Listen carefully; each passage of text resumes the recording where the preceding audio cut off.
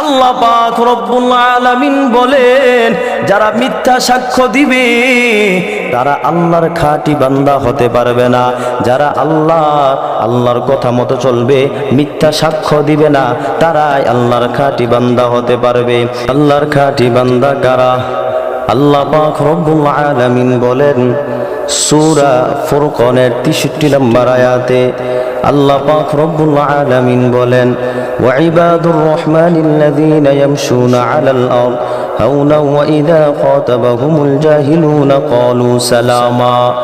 আল্লাহ পাক রব্বুল আলামিন বলেন, ও বান্দা, আল্লাহ পাক রব্বুল আলামিন বলতেছে, দয়াময় আল্লাহর খাঁটি বান্দা হলো তারা যারা পৃথিবীতে নম্রভাবে চলে, তারা কখনো উগ্রতার পরিচয় দেয় না, তারাই হলো আল্লাহর খাঁটি বান্দা। ও ভাইয়েরা আমার, আল্লাহ পাক রব্বুল আলামিন, আল্লাহ পাক রব্বুল আলামিন, আল্লাহ তাআলার খাঁটি বান্দা সবাই আমরা হইতে চাই। এমন কোন মানুষ নাই দুনিয়ায় যারা আল্লাহর খাঁটি বান্দা হতে চায় না, খাঁটি বান্দা হতে চায় না। আল্লাহর খাঁটি বান্দা যদি বান্দা হইতে চাও, আল্লাহর খাঁটি বান্দা হতে চাইলে আল্লাহ পাক রব্বুল আলামিন সূরা ফুরকানের 63 নম্বর আয়াত থেকে 74 নম্বর আয়াত পর্যন্ত আল্লাহ বিশেষ 10টি গুণের কথা বলেছেন। এই 10টি গুণ যার মধ্যে থাকবে, ওই বান্দা আল্লাহর খাঁটি বান্দা হতে পারবে। কয়টা গুণের কথা বলেছেন ভাইয়েরা আমার? আওয়াজ দিয়া বলেন। আল্লাহ পাক রব্বুল আলামিন 10টি গুণের কথা বলেছেন। যে 10টি গুণ আল্লাহ বলেছেন, যে 10টি গুণ আপনার আমার মধ্যে থাকবে, যার মধ্যে থাকবে সেই আল্লাহর খাঁটি বান্দা হতে পারবে, খাঁটি বান্দা হতে পারবে। আল্লাহ পাক রব্বুল আলামিন বলেন, 1 নম্বর গুণ হলো যার মধ্যে নম্রতা থাকবে। কি ভাই? যার মধ্যে নম্রতা থাকবে তারাই হলো আল্লাহর খাঁটি বান্দা। ও ভাইরা আমার, কাজকর্মের মধ্যে নম্রতা থাকবে, কথাবার্তা বলার সময় নম্রতা থাকবে, চলাফেরার সময় নম্রতা থাকবে। আল্লাহ বলেন, যার মধ্যে নম্রতা থাকবে তারাই হলো আল্লাহর খাঁটি বান্দা। তারা কখনো উগ্রতার পরিচয় দিবে না, তারাই হলো আল্লাহর খাঁটি বান্দা। ও ভাইরা আমার, 2 নম্বর আল্লাহ বলতেছে, ভাই খেয়াল করিয়া শুনবেন, আল্লাহ পাক রব্বুল আলামিন, আল্লাহ পাক রব্বুল আলামিন বলে, ও দয়াময় বান্দা আমার, দয়াময় বান্দা আমার, আল্লাহ পাক রব্বুল আলামিন বলে 2 নম্বর খাঁটি বান্দা হতে পারবে তারা। 2 নম্বর হলো আল্লাহ পাক রব্বুল আলামিন বলেন, যারা তাহাজ্জুদ নামাজ আদায় করবে।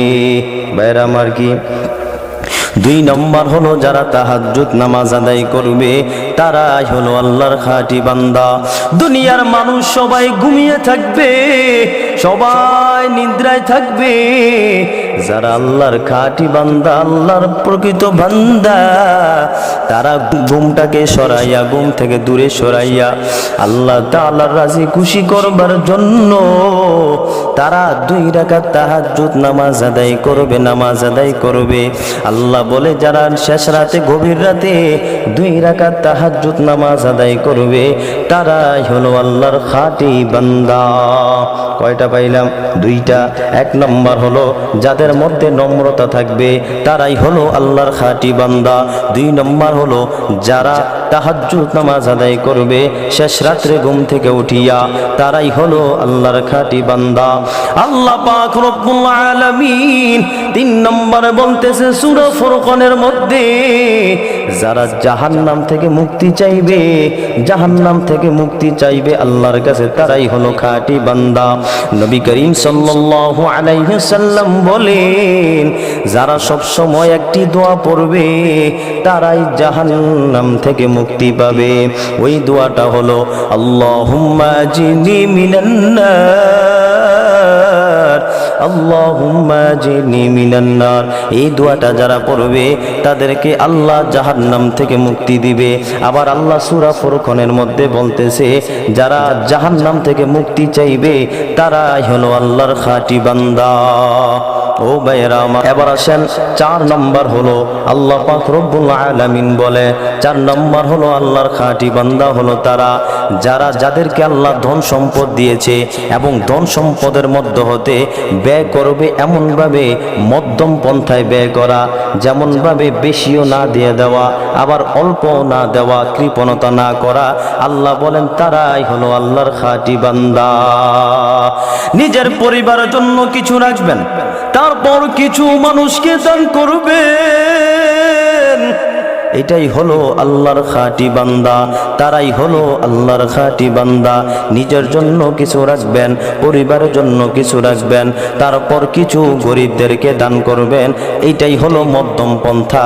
এইটা মধ্যম পন্থায় যারা দান করবে তারাই হলো আল্লাহর খাঁটি বান্দা। ও ভাইরা আমার, মনোযোগ লাগাইয়া কথাগুলো শুনবেন। আব্বা জানেরা, ও পর্দার মা জানেরা, আপনারা খেয়াল করিয়া শুনবেন। আমরা সবাই চাই আল্লাহর খাঁটি বান্দা হতে, সবাই চাই, কেউ চাই না যে আল্লাহর খাঁটি বান্দা না হইতে। আমরা সবাই চাই আল্লাহর খাঁটি বান্দা হইতে। ও ভাইয়েরা আমার, এবার আসেন 5 নম্বর। আল্লাহ পাক রব্বুল আলামিন বলেন যারা আল্লাহর সঙ্গে শরীক করবে না তারাই আল্লাহর খাঁটি বান্দা। আল্লাহ দুনিয়ার সব গুনাহ মাফ করবে, কিন্তু আল্লাহ শরীকের গুনাহ আল্লাহ বিন্দু পরিমাণও মাফ করবেন না। সাবধান, আল্লাহর সঙ্গে শরীক করা যাবে না, আল্লাহর সঙ্গে কাউকে শরীক করা যাবে না। এবার আসেন ভাইয়েরা আমার, 6 নম্বর আল্লাহ পাক রব্বুল আলামিন বলেন, 6 নম্বর আল্লাহ পাক রব্বুল আলামিন বলেন অন্যায়ভাবে কাউকে হত্যা না করা। যারা অন্যায়ভাবে কাউকে হত্যা করবে না তারাই হলো আল্লাহর খাঁটি বান্দা। আল্লাহু আকবার। যারা অন্যায়ভাবে মানুষকে হত্যা করে তারা আল্লাহর খাঁটি বান্দা হতে পারবে না। আর যারা অন্যায়ভাবে মানুষকে হত্যা করবে না তারাই হলো আল্লাহর খাঁটি বান্দা। ও ভাইয়েরা আমার, এবার মনোযোগ লাগাইয়া শুনেন। 7 নম্বর হলো আল্লাহ পাক রব্বুল আলামিন বলেন 7 নম্বর হলো বেবিচার না করা, যেমন জিনা না করা, জেনা না করা, অপকর্ম না করা। আল্লাহ পাক রব্বুল আলামিন বলেন যারা জেনা করবে না, অপকর্ম করবে না, খারাপ কাজ করবে না তারাই হলো আল্লাহর খাঁটি বান্দা।